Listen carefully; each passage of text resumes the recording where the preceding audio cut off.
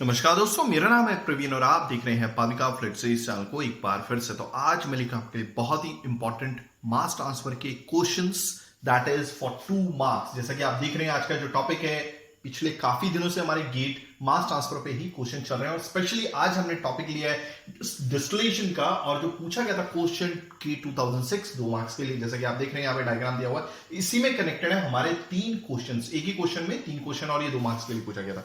But आगे बढ़ने से पहले अगर आपने मेरा चैनल सब्सक्राइब नहीं किया तो प्लीज ये आपसे बहुत बड़ी सी रिक्वेस्ट सॉरी कि आप मेरा चैनल सब्सक्राइब कीजिए, लाइक एंड शेयर करना मत भूलिएगा, ताकि मैं ऐसे ही एजुकेशनल वीडियोस आपके लिए हमेशा हर पल लेके आता रहूं। और इसी वीडियो के डिस्क्रिप्शन बॉक्स में अगर आप देखें तो आपको एक लिंक मिलेगा जहां से आप इसी चैप्टर यानी कि जो चैप्टर का नाम है यानी कि प्लेलिस्ट एज अ प्लेलिस्ट है, ये गेट मास ट्रांसफर के क्वेश्चंस, तमाम solved questions from the GATE mass transfer को आपको मिल जाएंगे, जो केमिकल इंजीनियरिंग का सब्जेक्ट है।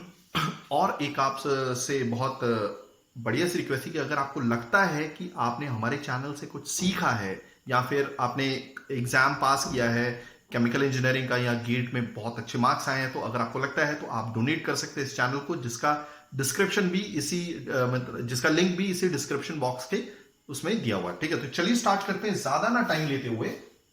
हमारा क्वेश्चन, इस क्वेश्चन को हम समझेंगे अपनी नेटिव लैंग्वेज। ओके, साथ में लिखेंगे गिवन डेटा, क्योंकि ऑलरेडी ये डायग्राम बुक में इस क्वेश्चन पेपर में दिया ही हुआ था। ठीक है, तो आगे बढ़ते हैं, साथ साथ में लिख देते हैं गिवन डेटा भी। ठीक है, ओके, आप कमेंट कर सकते हैं कोई भी क्वेश्चन, क्योंकि एक कमेंट आया था कि सर 2015 गेट के क्वेश्चन सॉल्व कराइए। तो मेरी पूरी कोशिश है, मैं टाइमिंगली सारी चीजें लेके आऊंगा आपके लिए। ठीक है, तो चलिए स्टार्ट करते हैं।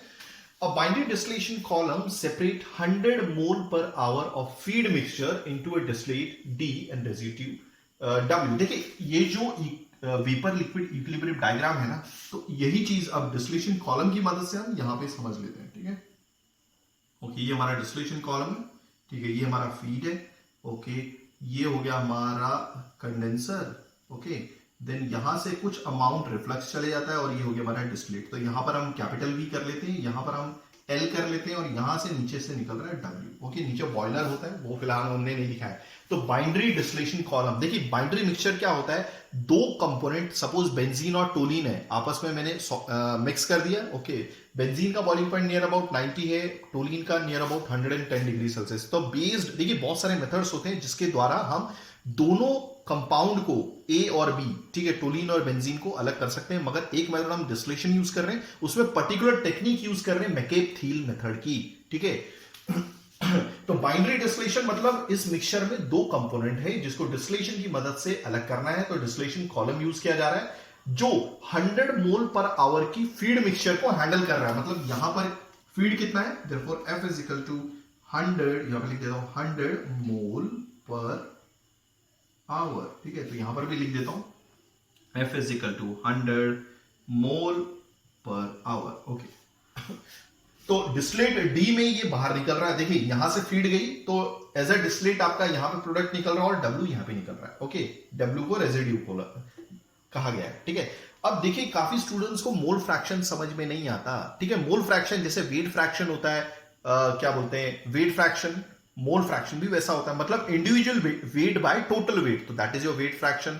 Then your mole fraction is individual mole upon total mole, that is your mole fraction. तो यहां पर जो हम मोल फ्रैक्शन बात करने वाले हैं वो मोर वॉलेटाइल कंपोनेंट के हिसाब से। अभी बेंजीन और टोलिन में सबसे मोर वॉलेटाइल कौन सा है भाई, बेंजीन ही होगा जिसका बॉइलिंग पॉइंट कम है। ठीक है, तो the McCabe Thiele method diagram for this purpose is given below. देखिए मैकेब-थियल मेथड दिया हुआ है। ठीक है, आप देख रहे हैं ये जो लाइन दिख रही है आपको, देखिए एक्स एक्सिस है, एक्स एक्सिस क्या है, एक्स जो है आपका मोल फ्रैक्शन है मोर वॉलेटाइल कंपोनेंट का, फिलहाल बेंजीन है मान लीजिए। ओके, ठीक है, एक्स लिक्विड फेज में है, एक्स जो है वो मोल फ्रैक्शन है।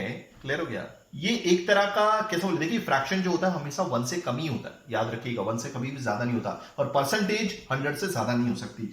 तो एक्स जो है वो मोल फ्रैक्शन है मोर वॉलेटाइल कंपोनेंट का लिक्विड फेज में। ओके, अगर हमें मोर वॉलेटाइल कंपोनेंट की क्या जो भी कंपोजिशन है, यानी कि y is nothing but mole fraction किसका है? मोर वोलेटाइल कंपोनेंट का गैस फेज में। तो दोनों को आपस में रिलेट किया गया वेपर लिक्विड इक्विलिब्रियम डायग्राम में, और ये मैकेफ-थियल मेथड से हम फाइंड आउट करने वाले कितनी नंबर ऑफ थ्योरेटिकल स्टेजेस लगने वाली है। ठीक है, अब ये जो लाल कलर का ग्राफ है, जितना ये चपटा रहेगा उतना मुश्किल हो जाता है डिस्टिलेशन करना, क्योंकि रिलेटिव वोलेटिलिटी जो अल्फा की वैल्यू होती है उतनी कम होती है। अगर अल्फा की वैल्यू आर से मींस 1 से कम है तो दैट मींस बहुत मुश्किल है। ठीक है, ओके, तो जितना ये ऊपर रहेगा उतना इजी हो जाता है हमारे लिए सेपरेट करना। हो गया क्लियर? आप देख रहे हैं ये जो ब्लू कलर की लाइन दिख रही है यहां पे आपको, ये ऑपरेटिंग लाइन है एनरिचिंग सेक्शन की। याद रखना, एनरिचिंग सेक्शन, इतना पार्ट, जो इतना पार्ट होता है ना, इतना ऊपर वाला पार्ट, ये एनरिचिंग सेक्शन होता है। नीचे वाला पार्ट हमारा स्ट्रिपिंग सेक्शन होता है। ये वाली जो लाइन दिख रही है आपको, ये स्ट्रिपिंग सेक्शन की लाइन है। ओके, ये जो क्यू लाइन दिख रही है ये हमारी फील्ड लाइन है। ये यहां पर जो पॉइंट दिख रहा है ये हमारा एक्स डी वाई डी। ठीक है, ये हमारा एक्स डी वाई डी, और यहां पर जो मैंने लिखा हुआ है एक्स डब्ल्यू वाई डब्ल्यू। हो गया ये क्लियर? ओके, चलिए, तो ये तो मैंने काफी सारी चीजें बता दी है यहाँ पे। ठीक है, ओके, आगे बढ़ते हैं। The relative volatility for the binding mixture is constant eight 2.4। देखिए, अब काफी स्टूडेंट्स को रिलेटिव वॉलेटिलिटी नहीं मालूम होती है। रिलेटिव वॉलेटिलिटी कैसे फाइंड आउट कर सकते हैं आप? एक पर्टिकुलर टेम्परेचर पे दोनों का जो उस पर्टिकुलर टेम्परेचर पे जो वेपर प्रेशर होता है, जब उसको डिवाइड करेंगे तब हमें पता चलता है कि रिलेटिव वॉलेटिलिटी की वैल्यू क्या है। ठीक है, उससे कंपेयर करते हैं। ठीक है, उससे हम क्या कर रहे हैं, एक पर्टिकुलर टेम्परेचर पे हमने दोनों का वेपर प्रेशर रखा है। ठीक है, तो उससे एक रेशियो निकल के आता है कि भाई दूसरा कंपोनेंट, मतलब सपोज ए अपॉन बी लिखा है। ठीक है, ये क्या वेपर प्रेशर का डेटा रहता है, vapour pressure of A by vapour pressure of B. तो उसे पता चलता है कि अगर ये कितना टाइम्स वॉलेटाइल है। ठीक है, ऊपर अगर सपोज 2.4 आ रहा है तो मींस अगर ये 1 टाइम है तो ये लगभग उसका 2.4 गुना वॉलेटाइल है। हो गया? ओके, तो मैं यहां पे लिख देता हूं that alpha is equal to your 2.4। ठीक है, कई बुकों में अल्फा रेस्टू मींस अल्फा के बेस पर ए बी लिखा होता है। क्लियर हो गया? ए और बी किसको कहा गया है? आपके कंपोनेंट को कहा गया। ओके, नेक्स्ट बात करेंगे। ओके, तो पहले हमें क्या फाइंड आउट करना है? Calculate the distillate and residue flow rates. तो यहां से कितना निकल रहा है और ये W की वैल्यू क्या होगी? तो ये काम करता हूं, इसको मैं क्वेश्चन मार्क कर देता हूं। Distillate and W is equal to question mark. ठीक है, ओके, और वो भी मोल्स पर आवर में चाहिए। ओके, आगे बढ़ते हैं। The ratio of the liquid to vapour, let me check everything is working fine. या अब क्या चाहिए हमें? देखिए, the ratio of liquid to vapour molar flow rates in rectifying section. देखिए, रेक्टिफाइंग सेक्शन ऊपर वाला है, तो इस दौरान हमें क्या चाहिए? L बाय V का रेशियो। याद रखिएगा, तो यहां पे लिख देता हूं, this is your L by V का रेशियो। ठीक है, आपने देखा होगा रिफ्लक्स रेशियो होता है L बाय D का रेशियो, तो वो भी कैसे निकालेंगे वो भी देख लीजिएगा। The minimum number of theoretical stages inclusive of reboiler for this purpose. एक काम करता हूं, यहां पर मैं लिखता हूं नंबर ऑफ थ्योरेटिकल स्टेजेस। ठीक है, जिसमें बॉयलर भी इंक्लूडेड है। ठीक है, तो अब ये हम क्वेश्चन मिटा देते हैं, लगभग हमारी सारी वैल्यूज हो गई हैं। ठीक है, चलिए, तो इसे मिटा देते हैं। अब देखिएगा, it's very very interesting. 2 marks का ये क्वेश्चन पूछा गया था, और इसके बाद वाला जो क्वेश्चन होगा मैं 2019 से लेके आऊंगा, मगर जो एक स्टूडेंट ने कहा था कि सर 2015 के क्वेश्चन पेपर भी करवाइए, तो मैं डेफिनेटली उस पर भी जाऊंगा, डोंट वरी। ओके, तो चलिए स्टार्ट करते हैं। ओके, सबसे पहले हम क्या करेंगे? टोटल मटेरियल बैलेंस करेंगे। टोटल मटेरियल बैलेंस करेंगे। ठीक है, मटेरियल बैलेंस करेंगे। आपके कुछ सुझाव होंगे तो इट्स ऑलमोस्ट वेलकम। आप मींस कोई भी सुझाव होंगे, कोई भी ओपिनियन होगा तो उसको दे सकते हैं। मैं पूरी कोशिश करूंगा उस पर भी वीडियोस लेके आने के लिए। ठीक है, काफी स्टूडेंट्स बोल रहे थे कि सर हीट ट्रांसफर पे लेके आइए, फ्लूइड मैकेनिक्स पे तो आपका चैनल है ही है। तो चलिए स्टार्ट करते हैं। Okay, so total material balance. देखिए, एंटर कितना कर रहा है? F। बाहर कितना निकल रहा है? D ऊपर से, और नीचे से कितना निकल रहा है? W। तो definitely F is equal to D plus W। हो गया, this is your equation 1। F की वैल्यू कितनी? 100 is equal to D plus W। हो गया ये? ओके, नेक्स्ट बात करेंगे हम material balance of more volatile component. More volatile component. ठीक है, material balance of more volatile component. Okay, कैसे निकालना है ये बहुत सारे स्टूडेंट्स को नहीं समझ में आता है। अब ये देखेंगे, देखिए फीड में मोर वोलेटाइल कंपोनेंट का क्वांटिटी कितना है? देखिए, feed into more volatile component into XF। याद रखिएगा, ये XF क्या है? ये मोर वोलेटाइल कंपोनेंट का फीड में क्या बोलते हैं? परसेंटेज। देखिए फिलहाल देखिए अगर मोल फ्रैक्शन को अगर मैं 100 से मल्टीप्लाई कर दूं तो ये मोल परसेंट हो जाएगा। तो मैंने सिंपली यहाँ पे क्या किया, जब फीड को आप एक्सएफ से मल्टीप्लाई करते हो तो आपको डायरेक्ट क्वांटिटी मिलेगी मोर वोलेटाइल कंपोनेंट की फीड में, ठीक है। ओके, इज इक्वल टू अब डिस्टिलेट, तो डिस्टिलेट में क्या है, मोर वोलेटाइल कंपोनेंट की मतलब mole fraction that is your x D, ये देखिए यहाँ पर, ठीक है। तो यहाँ पे लिखते हैं डी इंटू एक्स डी, हो गया ये। ओके, काम करता हूँ, डॉट लगाता हूँ ताकि कोई कंफ्यूजन नहीं होना चाहिए, ठीक है। Okay, plus W sorry, let me check everything is working fine, या ओके। अब डब्ल्यू में आपका मोर वोलेटाइल कंपोनेंट का मोल फ्रैक्शन कितना होगा, याद रखिएगा मोल फ्रैक्शन। आप क्या कर रहे हैं, सिंपली देखिए मोल फ्रैक्शन, आप फीड को देखिए, कहने का मतलब मेरा इतना ही था कि फीड में आपका मोर वोलेटाइल कंपोनेंट का परसेंटेज कितना है। यहां पे परसेंटेज सिंपली डिवाइड हो चुका है, ठीक है। परसेंटेज आपका देखिए, सपोज 100 का मैं 2% निकालूंगा, कैसे निकालूंगा, ये परसेंट है ना, तो क्या करूंगा मैं, सिंपली डिवाइड करूंगा ना 100। ओके, तो 100 ये परसेंटेज 100 का है, ठीक है। तो ये कितना आएगा 0.02। तो ये जो 0.02 है ना, वो ये एक्सएफ है, समझाने का मतलब मेरा, ठीक है। तो इसे फिलहाल मिटा देता हूं, ये जस्ट समझाने के लिए था। वैसे ही आपका डब्ल्यू में यानी कि रेजिड्यू में आपका मोर वोलेटाइल कंपोनेंट का मोल फ्रैक्शन कितना होगा, यहां पे दिया हुआ है, दिस इज एक्स डब्ल्यू, हो गया। अब लिखने की बारी है, तो 100 इंटू एक्सएफ कितना है भाई, अब ये देखिए डायग्राम में पता चल जाएगा एक्सएफ कितना, सॉरी ओके, एक्सएफ है 0.5, ठीक है। जो फीड में आपका जो मोर वोलेटाइल कंपोनेंट है उसका mole fraction that is your 0.5, हो गया। डिस्टिलेट हमें नहीं मालूम है, ओके, डॉट, ओके, डॉट ही रहने दीजिए, इंटू मत लगाइए। ओके, आपका एक्सडी की वैल्यू कितनी है, ये देखिए एक्सडी की वैल्यू यहां पे दी हुई है, ये दैट इज योर, यहां पे दिया 0.98, ठीक है, 0.98। ओके, वैसे तो यहां पे लिख देता हूं दिस इज 0.98, ओके, वाईडी भी उतना ही होगा 0.98, ये होगा, लिख दिया मैंने। वैसे ये डायग्राम में नहीं दिया हुआ है, ठीक है।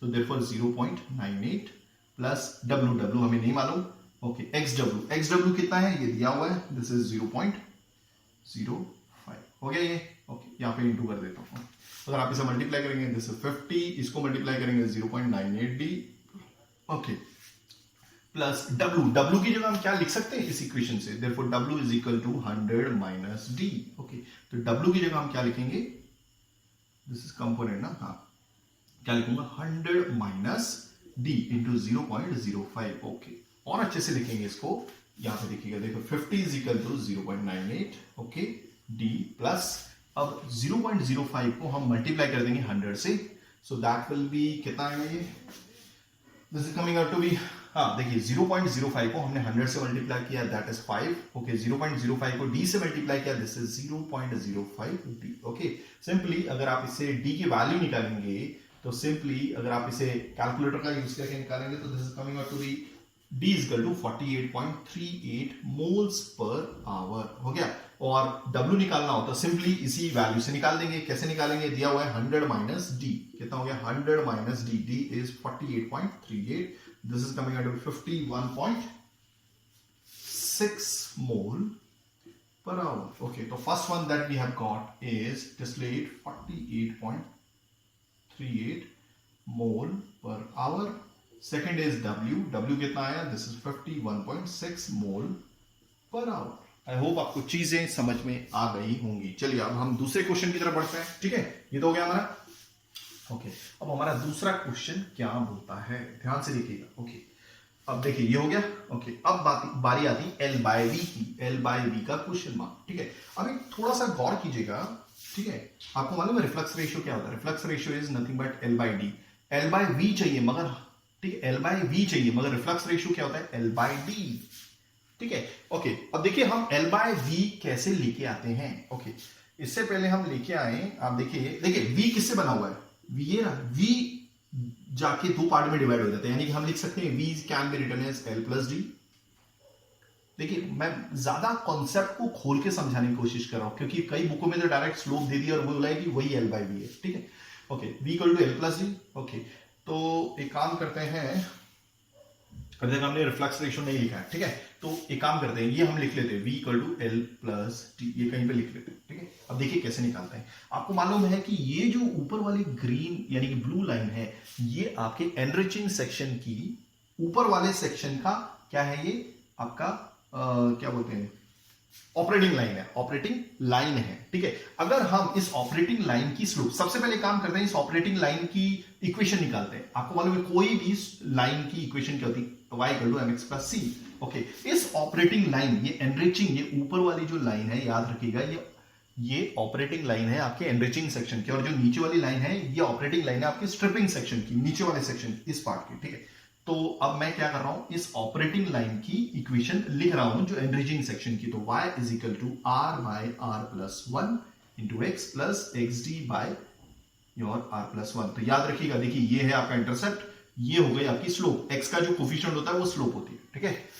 ओके, तो स्लोप क्या हो गई, यहां पे लिख देता हूं, देखो स्लोप m किसके बराबर है, r by r plus one. Okay, but आप एक और तरीके से निकाल सकते हैं ये स्लोप। देखिए यहां के कोऑर्डिनेट आपको मालूम है, देखिए अगर आप इसको फॉलो करेंगे, लगभग ये कहां पे आ रहा है, ये यहां पर आ रहा है, ठीक है। तो इसका जो कोऑर्डिनेट होगा, this is coming out to be, okay, x कितना है, दिस इज 0.5, ओके, y कितना है आपका 0.68, कितना 0.68, ठीक है। तो अगर हमें इस लाइन की स्लोप निकालनी है, तो आपको मालूम है कोई भी लाइन के अगर दो कोऑर्डिनेट दिए हो तो सिंपली हमें क्या फॉर्मूला यूज करना है, सपोज ये फॉर्मूला यूज करना है, क्या है, यहां पे लिखता हूं YD, ये YD याद रखिएगा, ये YD माइनस, एक काम करता हूं, इसको नाम दे देता हूं X1, ओके, और ये Y1, ठीक है।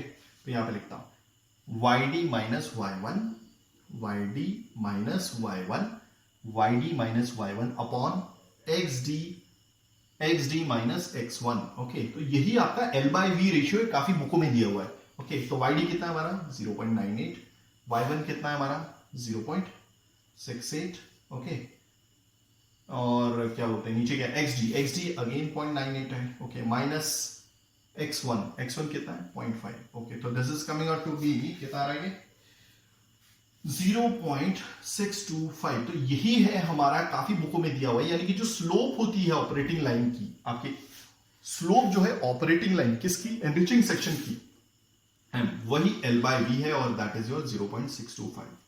हो गया क्लियर, ये शॉर्टकट मेथड है, बट आप रियली समझना चाहते हैं तो मैं एक और तरीका मैंने आपको बता दिया, ठीक है। ये काम करेंगे, देखिए ये तो स्लोप थी, तो स्लोप किसके बराबर थी, r by r plus one की। तो एक काम करता हूं, मैंने ऑलरेडी आंसर फिलहाल तो निकाल ही दिया है, यहां पे लिख देता हूं L/V इज इक्वल टू 0.625, ठीक है, यहां पे लिख देता हूं, ओके।